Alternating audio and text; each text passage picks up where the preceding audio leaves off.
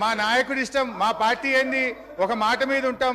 మా నాయకుడు ఏం చెప్తే అది గీత దాటకుండా ఉండేటువంటి పార్టీ మాది. వాళ్ళలాగా మేము సీల్డ్ కవర్లు వాళ్ళలాగా.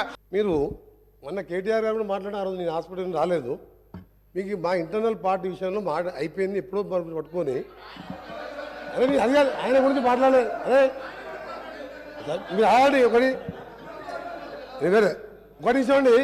ఇప్పుడు మా కాంగ్రెస్ పార్టీ నేషనల్ పార్టీ ఒక సిద్ధాంతం, నాయకుని ఎన్నుకున్నాం. ముఖ్యమంత్రి గారు రేవంత్ రెడ్డి గారు ఉన్నారు. ఆయన నాయకత్వంలో ఇలా మంత్రివర్గం ఏర్పడి గవర్నమెంట్ ఏర్పడింది. మీకేం పని లేదా? మీకేం పని లేదా? మీరు ఏం చేసిన 10 ఏళ్లలో ఏ వేగం పెట్టిను, ఎట్లా దోసుకుంటారో ఇవాళ ప్రజల ముందు బయట పెడుతుంటే మీరు పాటు పట్టుకుంటా. నీకేమైనా ఉంటే 10 ఏళ్లలో నువ్వు ఏం చేసినావు? ఒక ఉద్యోగం ఇచ్చినావా, ఒక ఇల్లు కట్టినావా? అది చెప్పకుండా ఎంతసేపు మాట్లాడు. మేము చెప్పాలా మీ బాబు ఎట్లా కొట్లాడుకుంటూ చెప్పాలా?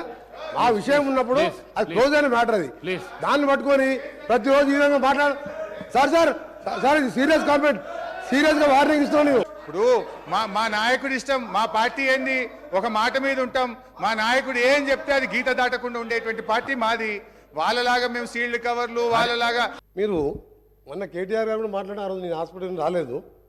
మీకు మా ఇంటర్నల్ పార్టీ విషయంలో మాట అయిపోయింది ఎప్పుడో పట్టుకొని అదే మీరు అది కాదు ఆయన గురించి మాట్లాడలేదు. అదే మీరు ఆల్రెడీ ఒకటి ఇవ్వండి. ఇప్పుడు మా కాంగ్రెస్ పార్టీ నేషనల్ పార్టీ ఒక సిద్ధాంతం, నాయకుని ఎన్నుకున్నాం. ముఖ్యమంత్రి గారు రేవంత్ రెడ్డి గారు ఉన్నారు. ఆయన నాయకత్వంలో ఇలా మంత్రివర్గం ఏర్పడి గవర్నమెంట్ ఏర్పడింది. మీకేం పని లేదా?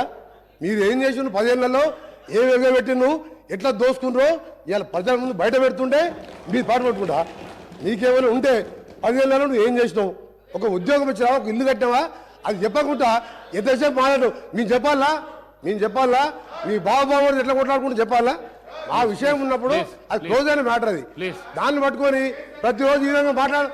సార్ ఇది సీరియస్ కామెంట్, సీరియస్ గా వార్నింగ్ ఇస్తాను.